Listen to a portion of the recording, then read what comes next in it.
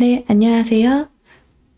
미국 주식 읽어주는 여자 주식 누나입니다. 6월 15일 수요일 아침, 우리가 잠든 사이 밤새 미국 증시에선 어떤 일이 있었는지 체크해 드리도록 하겠습니다. 네, 뉴욕 증시 혼조세로 장을 마감했습니다. 이날 뉴욕 증시는 페드의 6월 FOMC 정례회의 결과 발표를 앞두고 자이언트 스텝 우려가 지속된 가운데 혼조세로 장을 마감했습니다. 다우지수 마이너스 0.5% 하락을 했고 S&P 500 지수 마이너스 0.38% 하락했는데요. 그에 반면에서 이 나스닥 지수는 플러스 0.18% 상승 마감되었습니다. 최근 지수 급락에 따른 반발 매수세가 유입되기도 했었는데요. FOMC 회의 결과 발표를 앞두고 관망세가 짙어지는 모습이 더 컸습니다. 페드는 이날부터 이틀간의 일정으로 FOMC 정리회의를 개최했습니다. 지난주 발표된 소비자 물가지수가 시장 예상치를 상회하는 등 41년 만에 가장 빠른 속도로 오른 가운데 이날 발표된 생산자 물가지수도 급등세를 이어가며 페드의 공격적 긴축 우려가 지속됐습니다. 미 노동부는 5월 PPI가 전년 동월 대비 10.8% 상승했다고 발표했습니다. 이는 시장 예상치에 부합하는 수준으로 전월 10.9% 대비 소폭 하락했지만 6개월 연속 10%대로 유지하며 인플레이션 우려가 지속되는 모습입니다. 이에 페드가 더욱 공격적 긴축에 나설 수 있다는 우려가 커진 가운데 6월에 이어 7월 FOMC에서도 75bp 금리 인상 가능성이 제기되고 있습니다. 페드가 시장 예상대로 자이언트 스텝에 나선다면 이는 앨런 그리스펀 전 연준의장 시절인 1994년 11월 0.75%포인트 인상 이후 처음입니다. 6월 FOMC 회의 결과는 15일 오후 2시에 발표될 예정입니다. 한국 시간으로는 16일 새벽이 될 거예요. 시카고 상품거래소 패드워치에 따르면 페드가 이번 회의에서 금리를 0.75%포인트 인상할 가능성은 전일 장 마감 시점 30%대에서 이날 94%대까지 반영했습니다. 윌리엄 더들리 전 뉴욕 연방준비은행 총재는 이날 월스트리트 저널이 CFO 네트워크 서밋 연설에서 페드가 이번 회의에서 0.75%포인트 금리를 인상할 것이라는 전망을 내놨고 또 월가 이코노미스트들은 6월과 7월에 모두 0.75%포인트씩 금리를 인상하고 9월에는 0.5%, 11월과 12월에는 0.25% 금리를 인상할 것으로 예상하고 있습니다. 이에 따라 미 국채금리는 급등세를 이어갔죠. 10년물 국채금리는 2011년 이후 최고치인 3.45%를 돌파했고 연준의 통화정책에 민감한 2년물 국채금리는 14bp 오른 3.41%로 2007년 이후 최고치를 경신했습니다. 이와 관련해 UBS 글로벌 자산 관리의 최고 투자 책임자인 마크 헤펠레는 10년물 국채 수익률이 3.5%를 향해 가고 있다는 것은 연준의 금리 인상이 인플레이션에 대응하기에는 뒤처져 있다고 시장이 우려하고 있음을 나타낸다라며 향후 6개월 동안의 경기 침체 가능성이 높아졌다라고 분석했습니다. 여타 경제 지표는 부진한 모습입니다. 전미자영업 연맹 자료에 따르면 5월 소기업 낙관 지수는 93.1을 기록해 전월 93.2보다 0.1포인트 하락했습니다. 이는 월스트리트 저널이 집계한 시장 예상치에 부합하는 수준으로 2020년 4월 이후 최저치고 또 지난 48년 평균치인 98을 5개월 연속 밑돌았습니다. 국제 유가도 살펴보겠습니다. 이날 WTI 7월 인도분 가격은 전거래일 대비 2달러 하락한 118.93달러에 거래 마감되었습니다.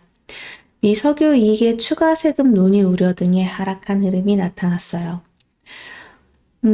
그리고 이날 채권 시장은 페드 자이언트 스텝 우려 지속 등의 급락세를 이어갔고 달러화는 강세를 기록했습니다.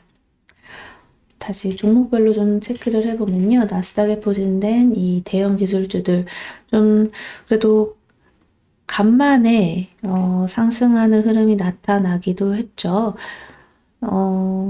보시면 뭐 이제 예를 들어 트위터를 또 440억 달러에 인수하기로 이 합의한 일론 머스크가 이날 트위터 직원들과 대화하기로 하면서 인수에 좀 다시 무게가 실렸습니다.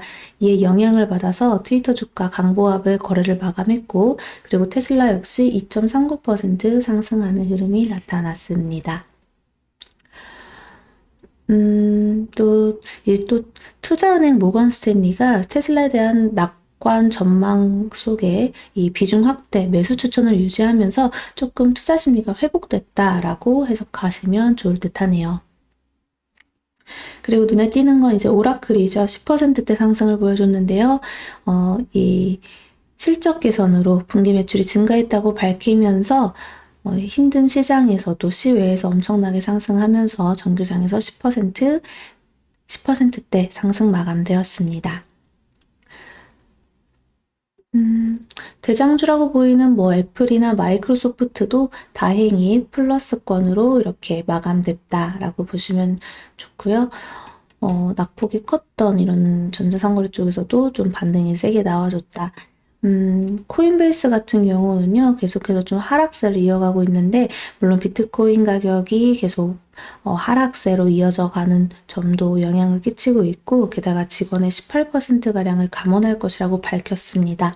이 부분이 또 좋지 않은 흐름을 보였다라고 보시면 되고요. 호재가 떴던 곳도 있습니다. 페덱스.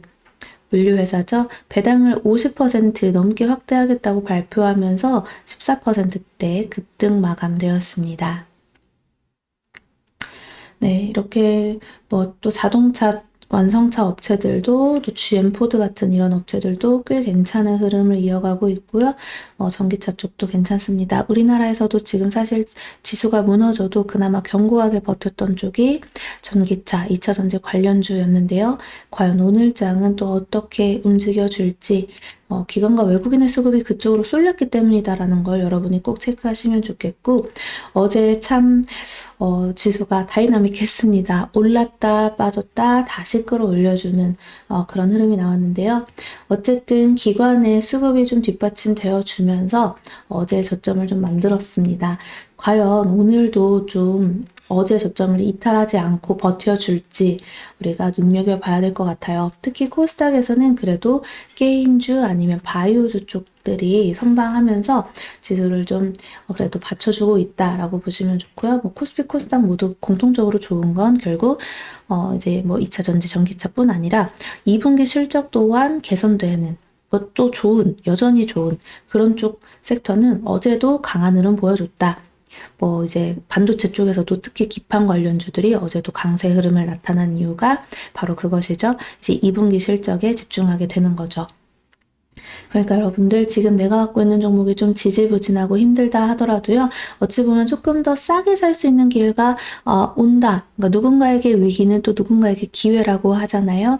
그러니까 우리 멘탈 관리 잘 하면서 이미 시장에 참여했던 분들은 조금 힘들겠지만 그래도 여유 자금이 있으면 조금 더 수익을 볼 수 있는 기회가 온다라고 긍정적으로 체크하면서 보셨으면 좋겠고 아예 그 주식을 안 하셨던 분들한테 분명한 기회장이 또 오는 거라고 생각이 듭니다. 물론 우리가 기대하는 것처럼 뭐 V자 센 반등 이런 걸 기대하는 건 아니에요. 짧게 수익 보고 나오고 할 수 있는 그 정도 기술적 좀 단기 반등 이런 거를 좀 기대하고 있는 건데 그때 우리가 계속 잘 적응해 가면서 그리고 대응해 가면서 우리 이번 지수 한 2650에서 2700포인트 부근 올랐을 때 좀 포지션 정리 잘 할 수 있도록 같이 계속 공부해 봅시다. 오늘도 라이브 방송 1시에 만나서 여러분들과 시황 체크하고 공부 계속해 보도록 할게요. 자, 오늘도 우리 장 좀 힘을 내줬으면 하는 바람으로 지켜볼게요. 오늘도 좋은 하루 보내시고요. 우리는 이따 라이브 방송 1시에 만나요. 그 전에 카메라를 고쳐야 될 텐데 아침에도 카메라가 안 돼서 얼굴을 키질 못했는데요. 이따가는 꼭 고칠 수 있도록 하겠습니다. 이따 또 만나요.